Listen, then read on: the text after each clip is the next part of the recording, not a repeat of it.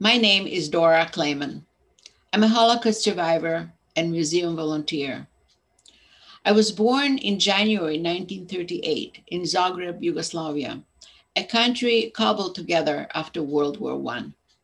It was a country of differing historical alliances, several languages, and various religions. By the eve of World War II, there were within Yugoslavia serious ideological and political disagreements, and one of the results was development of an ultra-nationalist group, the Ustaše. The Ustaše advocated withdrawal from the Yugoslav coalition and the establishment of a nationalist Croatian country. When the Ustaše failed to win enough votes in the elections, they turned to terrorist tactics. Following the German invasion of Yugoslavia in April 1941, and with the support of Germany, the Ustaše assumed leadership of the so-called independent state of Croatia. Hardly independent, it was a puppet government of Nazi Germany, eager to persecute anyone who was not aligned with them politically or was not Croatian and Catholic. Specifically, that included communists, Roma, Serbs, and Jews. My maternal family members lived in Ludbreg, a small town in the north of Croatia. My grandfather, the town's rabbi, had served the Jewish community there for many years. Our family had a very cordial relationship with a predominantly Catholic population, and for the 40 years that my family lived there were practically no anti Semitic incidents. My Aunt Giza and her longtime close friend Ludva Vrancic, a local bank director, had all but decided not to marry. However, fear of the German invasion of Yugoslavia changed their minds. The hope was that Ludva's Catholic identity would protect Giza from persecution.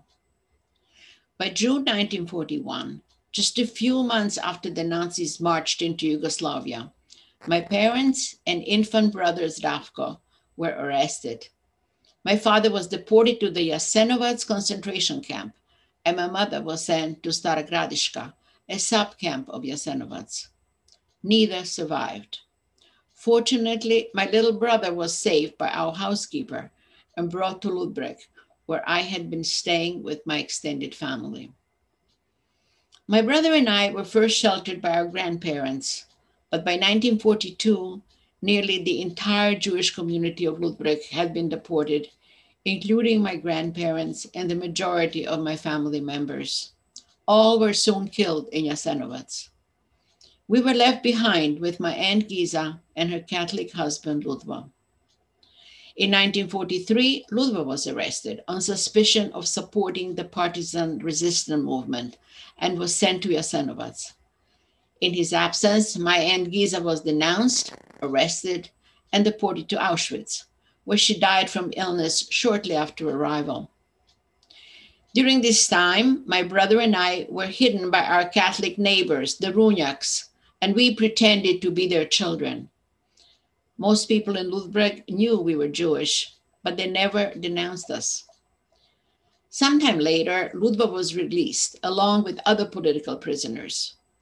Fearing the worst and having been warned that the local priest made threats toward us while we were with the Runjak family, my brother and I were baptized for added protection.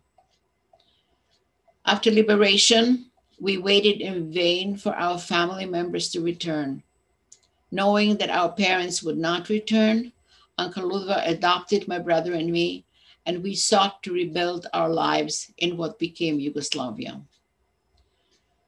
The Nazis and the Ustaše killed hundreds of thousands of people they identified as the other, people they decided did not have the right to exist.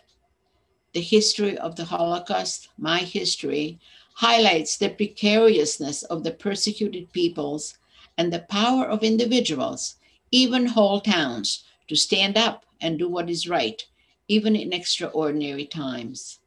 It also reminds us that people can rise and fight political oppression, but it takes more than just an internal uprising to achieve victory over a powerful and ruthless government. Tragically, we all know that hatred, even genocide, did not end with the Holocaust. What became my country after World War II, Yugoslavia, experienced yet another genocide in more recent times. We continue to witness in many parts of the world silence in the face of persecution based on religious or ethnic identity. Or we profess despair but do little or nothing to help. We must not remain silent. We must all lift our voices in pleas and in protest, in calls for action to create a better world and to work to make never again a reality.